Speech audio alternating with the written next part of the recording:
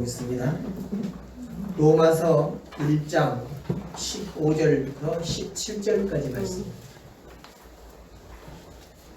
로마서 1장 15절부터 17절입니다. 신약성경 239페이지입니다.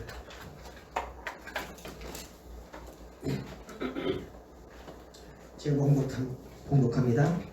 그러므로 나는 할 수 있는 대로 로마에 있는 너희에게도 복음 전하기를 원하노라. 내가 복음을 부끄러워하지 아니하노니 이 복음은 모든 믿는 자에게 구원을 주시는 하나님의 능력이 됨이라. 첫째는 유대인에게요 또한 헬라인에게로다. 복음에는 하나님의 의가 나타나서 믿음으로 믿음에 이르게 하나니 기록된 바 오직 의인은 믿음으로 말미암아 살리라 함과 같으니라. 아멘.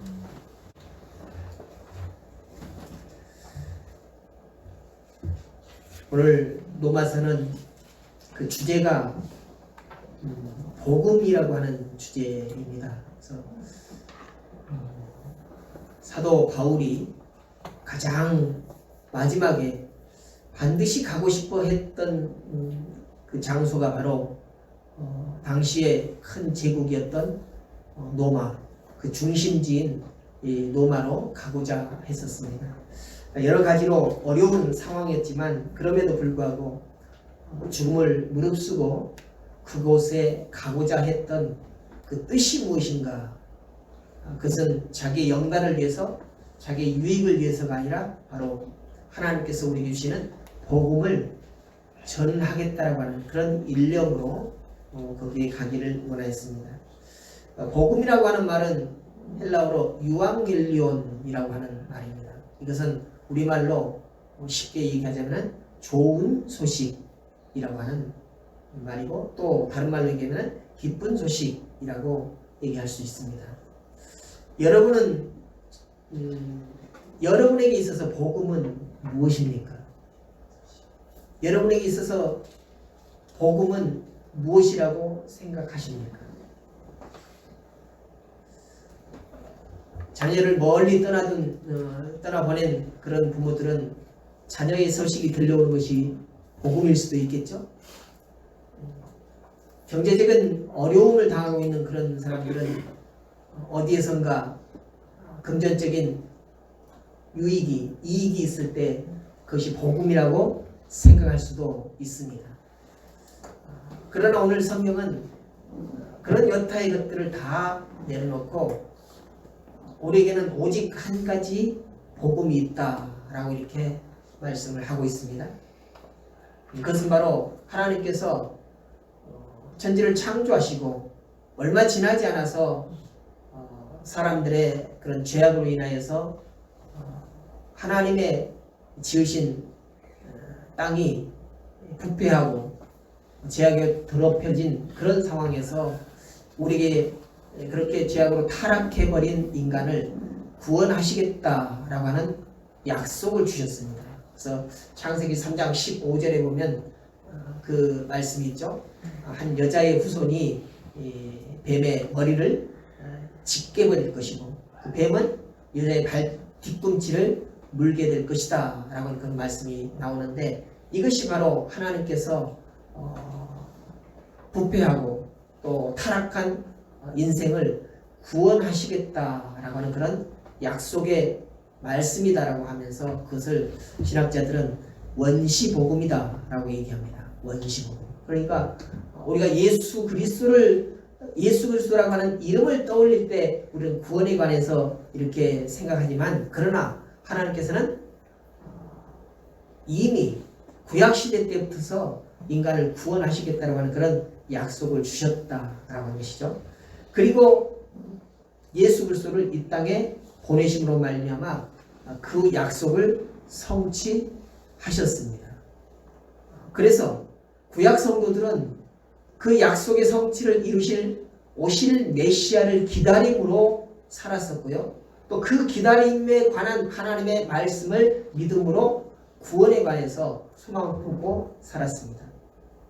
그러나 신약시대 사람들은 오신 메시아를 다시금 바라보면서 다시 오시겠다라는 그 메시아, 그분을 바라보면서 우리는 이미 이루어진 구원 받은 백성이다 라고 하는 그런 믿음 가운데서 살아가는 것입니다. 그래서 이 복음이다 라고 하는 것이 바로 소망을 갖게 한다는 것이죠. 이것이 바로 복음이라는 것입니다. 우리에게서 어떤 자녀들의 기다림이나 또는 물질의 풍족함 이런 것들이 복음의 본질이 아니라 바로 하나님께서 우리에게 하신 약속, 그것이 성취되었던 것, 이것을 믿는 것이 바로 복음이다 라고 성경은 우리에게 말하고 있습니다. 이 복음, 이것은 약속일까요? 허락일까요? 여러분, 선물은 약속입니까? 허락입니까? 네? 약속이 좋은 것 같아요? 허락이 좋은 것 같아요?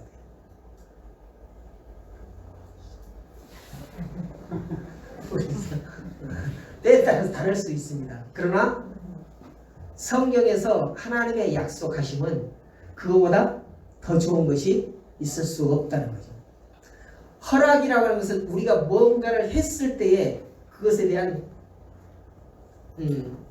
그 결과를 갖다 허락이라고 얘기할 수 있는데, 약속은 우리가 뭔가를 움직이거나 우리의 모든 행위라든가 이런 것들이 없음에도 불구하고 우리 베풀어 주신 것, 이것이 바로 약속이다 라는 것이죠. 그래서 우리의 구원이 바로 허락이 아니라 약속이라는 것입니다. 이미 창세기 3장 15절에서 우리 구원에 대해서 하나님께서는 약속으로 우리에게 주셨다라고 하는 것이죠. 그리고 그 약속이 예수님의 오심으로 말미암아 성취되어졌다라고 하는 것. 이것을 우리가 믿는 것이 바로 신앙이고, 이것을 믿는 것이 이 예수 그리스도가 이 땅에 오셨다라고 하는 것이 바로 복음이다라고 하는 것입니다. 메시아이신 예수 그리스도가 그래서 곧 복음이고 그의 말씀이 복음인 것입니다. 오늘 본문 1장 2절을 한번 보십시오. 2절을 보니까 이 복음은 이라고 이렇게 말합니다. 이 복음은, 그 복음을 무엇인가에 대해서 사도 바울은 설명을 하고 그 다음에 그 이야기에 대해서 풀어나가고 있다는 거죠. 그래서 하나님이 선지자들로 말미암아 그의 아들에 관하여 성경에 미리 약속하신 것이라. 이것이 바로 복음이다 라고 이렇게 우리에게 가르쳐주고 있죠. 그리고 또한 15절에 보니까 나는 어떻게 해서든지 로마에 있는 성도들에게 이 복음을 전하고 싶다. 이것이 나의 간절한 소원이다 라고 사도 바울의 마음을 표출하고 있습니다. 바울이 이스라엘 태생입니다. 이스라엘 사람 바울이 기어코 로마에 가고 싶다라고 하는 그런 마음을 표출하고 있는데 그 이유가 무엇이냐 이거예요. 여러분은 전부 다 고향이 서울이 아니실 겁니다. 물론 서울이신 분들도 계시겠죠. 그러나 서울이 아니신 분들도 있을 것입니다. 왜 서울에 올라오셨어요? 뭐하러 오셨습니까? 네? 맹집사님, 안성이 이렇게 살기 좋은데 뭐하러 서울로 오셨어요? 먹고 살자. 그러면 안성에 사시는 분은 다 뭐 먹고 사시나? 목적을 두고 오셨잖아요. 그죠? 근데 오늘 사도 바울이 굳이나 로마에 가겠다라고 하는 그 목적은 돈 벌려고 가고 싶은 것이 아닙니다. 먹고 살려고 가고 싶다라고 하는 것이 아니라는 거죠. 그의 목표는 뭡니까? 복음을 전하고 싶다는 거예요.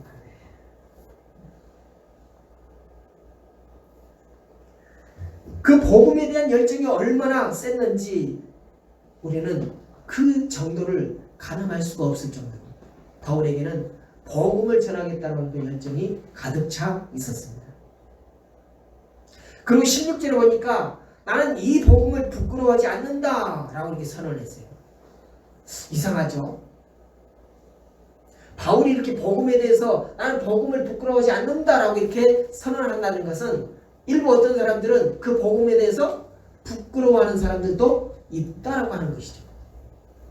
왜 복음을 부끄러워할까?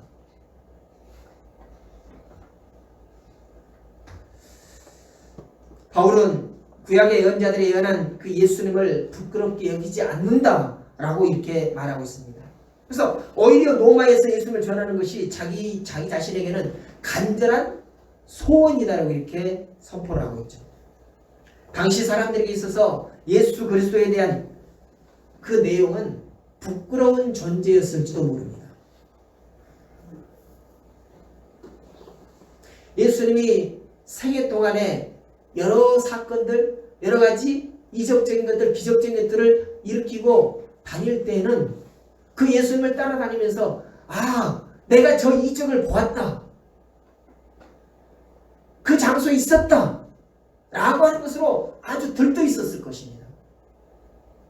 여러분, 요즘에 텔레비전에 보면은 여러 오디션을 많이 하잖아요. 또 여러 노래 경연대회를 많이 하잖아요. 히든싱어라고 하는 그 프로그램을 보니까요. 장윤정 가수가 나오는데 그 모창을 하잖아요. 모창. 여러 사람이 나와서 모창을 하는데 어떤 사람이 나와가지고 첫 번째로 탁 떨어졌어요. 근데 장윤정이 그 다음에 등장을 하니까 눈물을 쭉쭉쭉 흘립니다. 왜 흘러요? 오매불망 그렇게 보고 싶었던 가수를 눈앞에서 보니까 눈물이 그냥 흐르더라는 거죠. 얼마나 보고 싶었으면 보자마자 똑같은 사람인데도 불구하고 그렇게 눈물을 흘렸겠습니까? 그렇게 그 만난 것만으로도 영광이라는 거죠. 지척간에서 볼 수만 있는 것도 그렇게 영광이라는 것입니다. 아마 예수를 따라다니던 많은 사람들도 그랬을 거죠.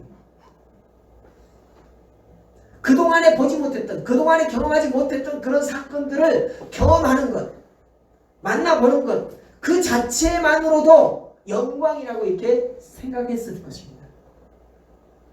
그래서 나는 영원히 계속 쭉 저 예수를 따라다니겠다라고 이렇게 생각했을 거예요. 그런데 그 예수가 어떻게 됐습니까? 군병들에게 잡히고 결국 십자가에 달려 죽고 말았어요. 어떤 권력도 어떤 군대도 다 물리치고 이길 수 있을 것이다라고 그렇게 상상했던, 그렇게 기대했던 예수가 군졸들에게 잡혀서 죽고 말았다는 거예요. 그리고 그가 사형을 당했던 그 형벌은 어떤 형벌이었습니까? 당시에 가장 흉악한 죄인들이 받았던 형벌, 십자가 형벌을 받고 갔다는 거죠. 저렇게 흉악무도한 그런 사형을 받은 자를 내가 흠모하고 내가 따랐었나? 라고 하면서 많은 사람들이 그 예수를 아는 것에 대해서 부끄러워했다는 것입니다. 그 예수가 말했던 그 말들을 내가 믿었다라는 하는 것들에 대해서 부끄러워했다는 것입니다. 그런데 오늘 사도 바울은 그것에 대해서 절대로 부끄러워하지 않는다. 오히려 자랑스럽다. 자랑스럽게 말할 수 있다. 라고 이렇게 지금 고백하고 있는 것입니다.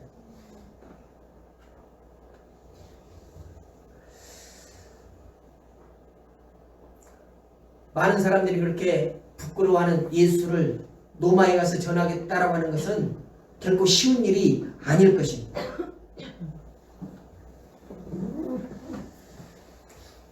남편이 사형 언도를 받고 죽었다라고 한다. 그 아내 되는 사람은 얼마나 그 남편에 대해서 자랑스럽겠습니까? 부끄럽겠죠? 그런데 오늘 많은 사람들이 예수를 향해서 그렇게 부끄럽게 여기고 있는데 사도 바울은 그것을 부끄럽게 여긴 것이 아니라 오히려 복음이다. 그가 그렇게 오셨고 그렇게 사형 언도를 받고 십자가에 달려 죽으시고 다시 살아나신 것, 이 모든 것들이 다 복음이다라고 이렇게 외치고 있는 것입니다. 그것이 나를 위한 것이었다 라고 이렇게 선포하면서 그것을 나만 간직하는 것이 아니라 알지 못하는 많은 사람들에게 전하는 것, 이것이 나의 간절한 소망이다 라고 이렇게 말하고 있다는 것입니다. 바울이 로마 사람들 앞에서 이러한 예수를 복음이라고 전하고 또 자랑할 때 아마 로마 사람들은 바울에게 이렇게 물었을지 모릅니다. 당신이 그토록 자랑하고 전하고 싶어하는 예수라는 사람이 어떻게 죽임을 당했는지 당신은 모르는가? 어떤 죽임을 당했는지 알지 못하는가? 라고 이렇게 질문했을지도 모릅니다. 그런데 바울은 오히려 그 예수님을 전하는 것이 나의 간절한 소망이고 소원이다 라고 이렇게 말하고 있습니다. 이랬을 때 로마 사람들은 어떻게 반응했을까요? 어쩌면 그런 바울을 보고 미친 사람이라고 이렇게 말했을 수도 있을 것입니다. 그렇다면 바울은 어째서 그 예수님을, 많은 사람들이 부끄러워하는 그 예수님을 그토록 자랑스럽게 여기고 그토록 증거하고자 하는 그런 시도를 했는가? 그런 마음이 들었는가? 왜 그랬을까? 왜? 아니 바울이 원래부터 그랬다면 또 모르겠습니다. 원래 예수와 함께 자라고 예수의 그 사상을 받아들이고 그렇게 예수를 흠모하는 사람이었다고 한다면 일면 그럴 수도 있겠다 라고 이렇게 생각이 들어요. 그런데 우리가 알다시피 바울은 그런 사람이 아니었지 않습니까? 바울은 유대교에 속했습니다. 그는 유대교의 유망한 자가 되기 위해서 열심으로 공부했고요. 또 유명한 가문을 통해서 그 공부하는 것들이 엄청나게 쌓였었습니다. 그래서 많은 사람들로부터 총망을 받는 그런 후계자였죠. 그리고 그는 스스로도 예수를 믿는 자들을 적대시하고 오히려 그 믿는 자들을 잡으려고 돌아다니고 심지어는 죽이기까지 하는 그런 일을 행했던 자입니다. 예수를 믿는 것은 이단이나 예수를 믿는 것은 유대교에 대한 이적이다 라고 이렇게 외치면서 그 믿는 자들을 잡아 죽이려고 하는 그렇게 혈안이 되었던 그런 바울이 오늘 왜 이렇게 변했을까요? 답은 간단합니다. 바울은 복음, 즉 모든 믿는 자에게 구원을 주시는 하나님의 능력이 곧 예수 그리스도이심을 알았기 때문이다. 오늘 16절 17절에 보니까 내가 복음을 부끄러우지 아니하노니 이 복음은 모든 믿는 자에게 구원을 주시는 하나님의 능력이 됨이라. 첫째는 유대인에게 또한 헬라인에게나 복음에는 하나님의 의가 나타나서 믿음으로 믿음에 이르게 하나니 기록된 바 의인은 믿음으로 말미암아 살리라. 이렇게 고백하고 있어요. 예수 그리스도가 복음이다 라고 하는 것을 알았기 때문에 그 전에 예수를 알지 못했을 때 그런 모든 행동들을 다 버리고 그렇게 예수 복음을 증거하고자 하는 그런 삶을 살 수 있었다는 것입니다. 본래 바울은 인간이 율법을 잘 지키면 구원을 받는다라고 믿었던 사람입니다. 하나님께서 구원하시기 위해서 율법을 주셨고 그 율법을 잘 지키면 구원받는다라고 그렇게 믿으며 살아왔던 사람이라는 것입니다. 그것 때문에 그런 삶을 통해서 율법 준수에 있어서는 흠이 없는 자라고 하는 그런 평가를 받은 그런 사람이었습니다. 그렇게 평가를 받도록 율법을 잘 지키며 살아왔다는 것이죠. 그랬던 바울이 다메섹 도상에서 예수님을 만났습니다. 마태복음 5장 산상설교를 통해서 많은 이들을 가르치셨던 그 주님을 바울이 만났던 것입니다. 5장에 보십시오. 누구든지 이 계명 중에 지극히 작은 것 하나도 버리고 또 그같이 사람을 가르치는 자는 천국에서 지극히 작다 이끌음을 받을 것이요. 그리고 너희에게 이르노니 너희 의가 서기관과 바리새인보다 더 낫지 못하면 결단코 천국에 들어가지 못하리라. 이렇게 말씀하셨어요. 왜 이 말씀하셨는가 보니까 많은 사람들이 예수님께서 선포하시는 말씀, 예수님께서 하시는 일들을 보면서 그동안 유대교를 통해서 지켜왔던 그 율법들을 막 무시하는 것 같이 보였어요. 율법을 막 폐하는 것처럼 보였어요. 그래서 많은 사람들이 이상한 시선으로 저 예수가 율법을 폐하라고 하셨나? 율법을 부정하는 사람인가? 라고 이렇게 의심을 했다는 거죠. 그때 예수님께서는 내가 율법을 폐하러 온 줄로 생각하지 말라 이렇게 말씀합니다. 폐하러 온 것이 아니라 오히려 온전케 하려 왔다라고 이렇게 말씀을 하시면서 그 율법 중에 1획이라도 1.1획이라도 더하거나 빼는 자는 천국에서 천국을 소유하지 못할 것이라고 이렇게 선포하고 계시잖아요. 그렇다면 그 말씀대로 본다면 오늘 율법을 철저하게 지키며 살아왔던 유대교인, 아니 바울은 어떻습니까? 예수님의 이 말씀의 기준으로 보면은 어때요? 구원받기에 마땅한 사람이에요. 근데 많은 사람들은 그렇게 생각을 안 했다는 것이죠. 오히려 예수를 그렇게 철저하게 지켜온 유대교의 율법을 폐하러 왔다라고 이렇게 착각을 했다는 것입니다.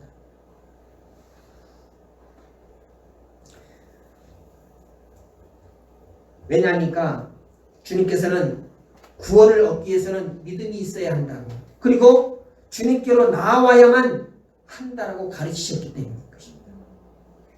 율법을 지키는 것으로 구원을 얻는 것이 아니라 믿음을 가지고 주님께 나와야만 구원을 얻는다라고 선포했기 때문에 유대교인들, 이스라엘 사람들은 그가 율법을 폐하러 왔구나 라고 이렇게 생각을 했다는 것입니다.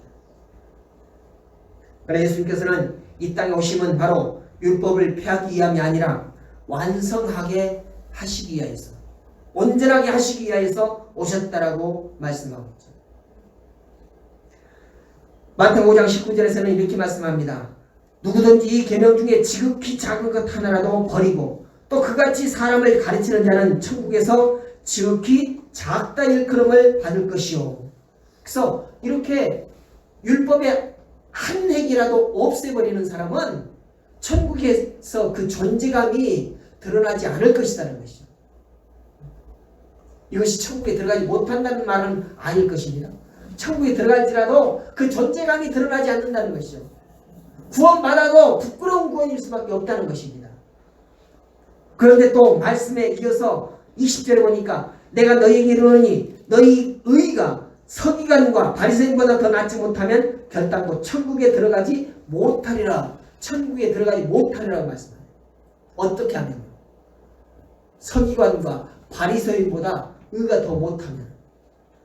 얼마나 서기관이나 바리새인들은 그 의를 지키기 위해서, 의는 곧 율법이라고 생각했기 때문에 그 의를 지키기 위해서 애쓰며 살아왔습니까?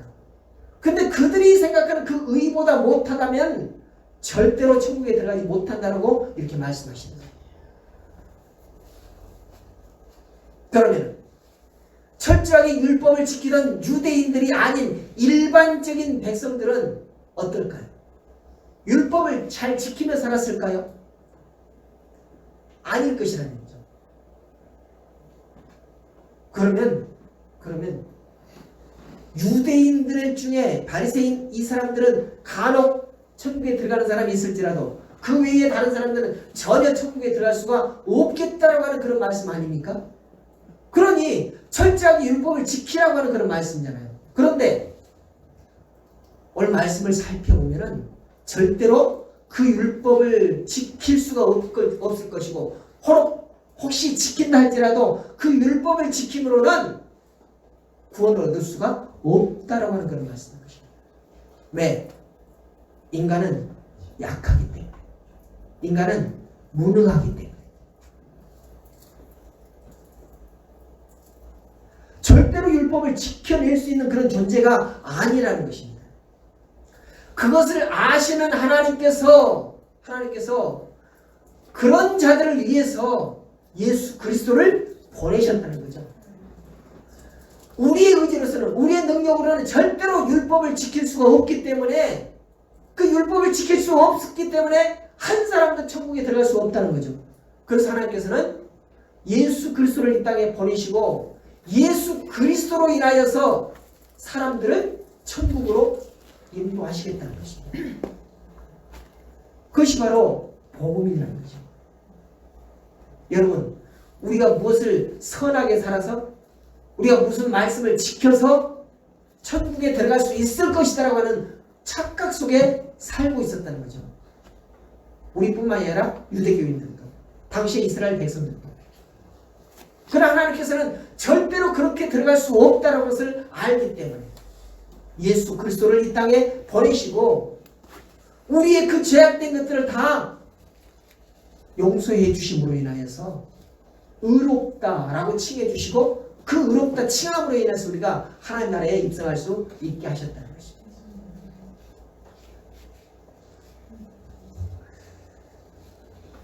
당시에 유대인들은 얼마나 철저하게 율법을 지켰는지 몰라요. 오늘 사도 바울만 봐도 그렇습니다. 빌립보서 3장 5절 6절에 보니까 내가 8일 만에 할례를 받고 이스라엘 족속이요 베냐민의 지파요 히브리인 중에 히브리인요 율법으로는 바리새인이요 열심으로는 교회를 핍박하고 율법의 의로는 흠이 없는 자로다. 이렇게 말하고 있어요. 율법의 의로는 흠이 없다라고 자기 자신을 그렇게 자신만만해하고 있지 않습니까? 또 자신은 난 지 8일 만에 할례 받은 자라는 얘기죠. 특별히 구별받은 자라는 얘기죠. 그리고 그 일을 위해서 가문을 따라서 족속을 따라서 그렇게 철저하게 교육을 받고 살아왔다는 것이죠. 그러니 나는 자신 있게 하나님 나라에 들어갈 수 있다라고 이렇게 자신 있게 살아왔다는 것이죠. 어디 사도 바울뿐이겠습니까? 그와 동일한 교육을 받고 그와 동일한 가문에서 자라온 사람들은 아마 대부분 그렇게 마음을 가지고 있었을 것입니다. 사도 바울은 회심하기 전에 바리새인이었고 또 자신이 율법과 계명에 대해서 흠이 없다라고 자부하는 그런 사람이었습니다. 그런데 예수님은 엄격하고 철저하고 율법 준수에 입서던 이 바리새인과 서기관보다 의롭지 못하면 천국에 들어갈 수 없다고 하신 것입니다. 이와 같이 예수님의 말씀은 천국에 대한 희망을 다 꺾어버리고 말았습니다. 아니 그렇게 철저하게 율법을 지키는 바리새인들도 천국에 들어가기 힘든데 일반 백성들이 어떻게 천국에 들어갈 수 있겠느냐 얘기죠. 그럼 소망이 없어져 버린 거죠. 일면 그렇게 인식할 수가 있습니다. 그러나 주님께서는 그런 것을 알기 때문에 그런 연약함을 알기 때문에 이 땅에 오셨고 그리고 우리의 연약함을 다 감싸주시고 대신 그 모든 죄악과 그 모든 허물들을 감당하셨다는 것이죠. 그래서 우리는 다시금 그 예수의 보혈의 피로 인하여서 보혈의 공로로 인하여서 하나님 나라에 넉넉히 입성할 수 있는 그런 자격을 얻은 자들이라는 것입니다. 여러분 이것이 복음이 아니고 무엇이겠습니까?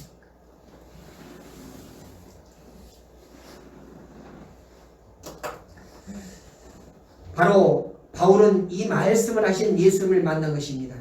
그런 주님을 만나고서야 비로소 예수님이 어떤 분인지 그분의 말씀이 어떤 의미인지에 대해서 분명하게 알았다는 것이죠. 그래서 그것을 전하지 않고는 견딜 수 없다는 그런 마음이 발동이 되어진 것입니다. 보십시오. 서기관과 바리새인들은 큰 죄악을 짓지 않았습니다. 큰 계명이라고 하는 것들을 다 지켰어요. 율법을 지켰습니다. 살인하지 않고요. 음행하지 않았습니다. 그것에 대해서 너무나도 자부심을 가지고 있잖아요. 하지만 그들은 작은 계명을 지키지 못했어요. 물론 계명에는 크고 작은 것이 어디 있겠습니까마는 그들 인간적인 그런 기준으로 봤을 때 살인하지 아니하고 다른 사람의 여자를 내 것으로 삼지 않는 것, 이것을 전부 다 큰 계명이라고 이렇게 생각을 했어요. 그런데 예수님께서 세우는 그 기준을 보니까 뭐라고 합니까? 다른 사람을 향해서 욕하는 것, 이것도 살인이라고 얘기합니다. 다른 사람의 여자를 보면서 음욕을 품는 것, 이것도 음행이라고 얘기를 합니다. 그동안의 바리새인들은 살인하지 않냐고 음행을 하지 않으면서도 작은 것들은 그렇게 다른 사람에 대해서 시기하고 질투하고 욕한 이런 것들은 죄가 아니라고 생각했어요. 율법의 범죄에 속하지 않는다라고 생각을 했다는 거죠.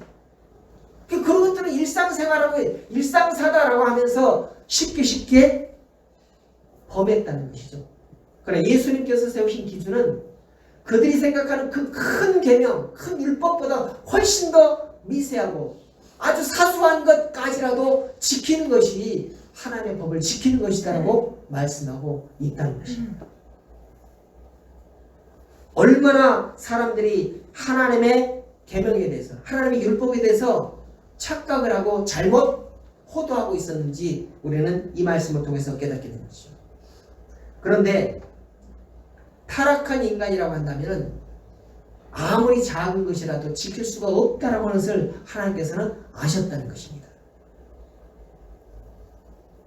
여러분, 우리 자신들을 보십시오. 예배할 때는 얼마나 거룩한 그런 마음을 가지고 있습니까? 얼마나 하나님의 말씀대로 살아가겠다는 그런 다짐이 섭니까? 그러나 돌아서면, 나가면 내 눈에 보이는 대로, 내 마음에 차지 않는 대로 욕하고 다른 사람을 평가하고 질투하고 시기하고 그런 일들이 얼마나 비일비재하는 거죠. 우리가 큰 것만 지키면 된다고 했는데 주님께서는 그것이 아니라는 것이죠. 지극히 작은 것 하나도 범하면 하나님의 나라에서 존재가 드러나지 않는다고 이렇게 말씀하고 있지 않습니까? 그래서 하나님께서는 그런 나약한 우리의 존재에 대해서 알고 계시기 때문에 그런 나약한 존재로서는 도무지 하나님의 나라에 입성할 수 없다고 하는 것을 아셨기 때문에 예수 그리스도를 이 땅에 보내셨다는 거죠. 그것이 바로 복음이라는 것입니다. 그래서 오늘 사도 바울이 그동안에 알고 있었던 유대교의 그런 경전을 따라서, 유대교의 규칙을 따라서 구원 얻을 자들은 이렇게 율법을 지켜야만 된다라고 했던 그런 인식을 완전히 버리고 예수 그리스도께서 가르치신 그 작은 계명까지라도 지키는 것. 그리고 이것은 인간으로서는 성취할 수 없다는 것을 아시고 예수님께서 그 모든 우리의 허물들을 다 담당을 하고 죽어주시기까지 하셨던 것이 바로 복음이다라고 하는 것을 전하기 위해서 그렇게 힘들게 로마에 가고 싶다고 하는 그런 마음을 표출하고 있다는 것입니다. 오늘 이렇게 바울을 변화시킨 것이 무엇일까요? 다른 건 아닙니다. 바로 복음이라는 것입니다.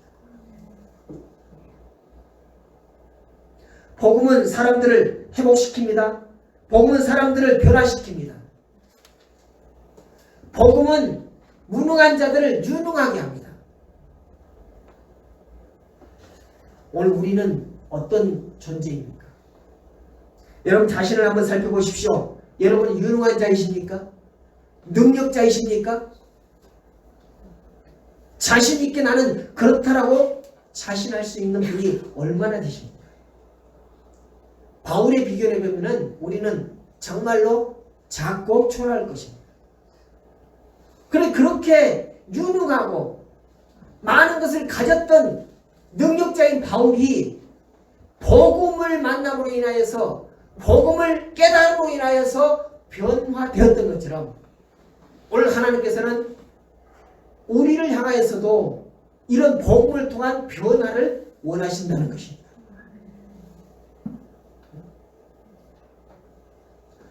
복음을 통하여서 변화되는 삶, 이것이 바로 우리가 추구해야 될 삶이고 이 변화를 통해서 우리는 완전한 하나님의 백성, 하나님의 자녀로 자꾸 나아갈 수 있다는 것이죠. 오늘 우리는 늘 구원의 감격 속에 살아가고 있지 않습니까? 구원의 확신을 가지고 살아가고 있지 않습니까? 그러나 이 구원은, 우리가 가지고 있는 이 구원은 아직 완성되어지지 않은 구원입니다. 완성되어지려면 하나님 앞에서 의롭다라고 완벽하게 칭을 받아야만 된다는 것입니다. 우리의 의로서는, 우리 힘으로서는, 우리의 능으로서는 도무지 그것을 감당할 수가 없어요. 오직 복음으로, 오직 예수 그리스도 아니면 우리는 그 일을 감당할 수가 없다는 것입니다. 그것을 감당할 수 있게 하는 것이 바로 복음이라는 거죠. 그래서 우리는 내가 예수 믿은 것으로 만족해서는 안 된다는 것입니다. 날마다 새로워져야 돼요. 날마다 변해야 되는 것입니다. 날마다 새롭고 변화되려면 어떻게 해야 됩니까? 무엇을 통해서요? 복음을 통해서. 복음이 아니고는 절대로 변화되고 절대로 새로워질 수가 없다는 것입니다. 그러므로 오늘 복음을 깨닫고 그 복음을 통하여서 변화되고 복음을 전하고자 했던 그 바울을 바라보면서 우리도 새로워지기를 원합니다. 우리도 변화되기를 원합니다. 그러려면 복음 앞에 바로 서야 된다.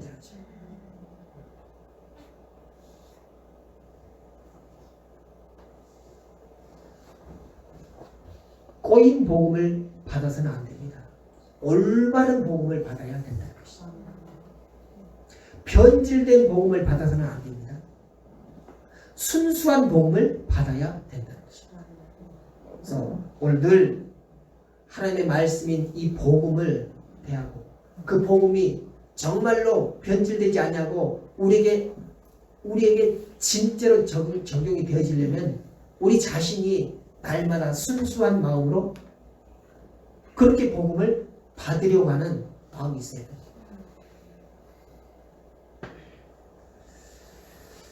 성경은 주님 앞에 나오는 자를 차별 없이 의롭다라고 여겨주신다라고 선언합니다.